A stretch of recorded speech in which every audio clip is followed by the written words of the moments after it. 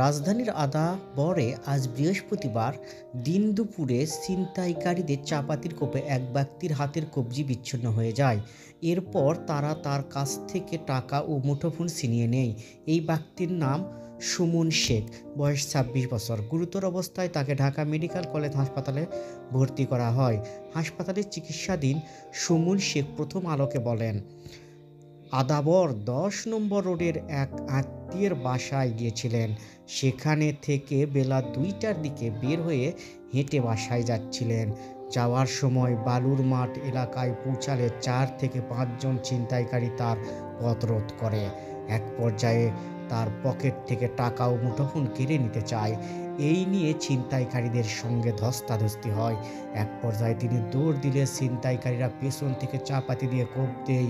এতে তার বাঁ হাত থেকে কবজি বিচ্ছিন্ন হয়ে গেলে তিনি মাটিতে লুটে পড়েন। তখন ছিনতাইকারীরা তার কাছ থেকে ১৫,০০০ টাকা ও একটি মুঠোফোন ছিনিয়ে নেয়। সুমন শেখ মিরপুর ১ নম্বর এলাকায় থাকেন। তিনি রাজমিস্ত্রির সহকারী হিসেবে কাজ করেন। লিটন মিয়া নামের একজন পথচারী সুমনকে হাসপাতালে নিয়ে যান।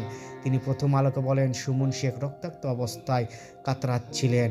তাকে উদ্ধার করে প্রথমে শহীদ সোহরাওয়ার্দী মেডিকেল কলেজ হাসপাতালে নেওয়া হয়। পরে চিকিৎসকদের পরামর্শে তাকে ঢাকা মেডিকেল কলেজ হাসপাতালে ভর্তি করা হয়। আজ বিকেলে যোগাযোগ করা হলে আদাবর থানার ভারপ্রাপ্ত কর্মকর্তা এস.এম. জাকারিয়া প্রথম আলোকে বলেন, তিনি এই ধরনের খবর পেয়ে পুলিশের একটি দলকে ঢাকা মেডিকেল কলেজ হাসপাতালে পাঠিয়েছেন। এই বিষয়ে আইনি পদক্ষেপ প্রক্রিয়াধীন।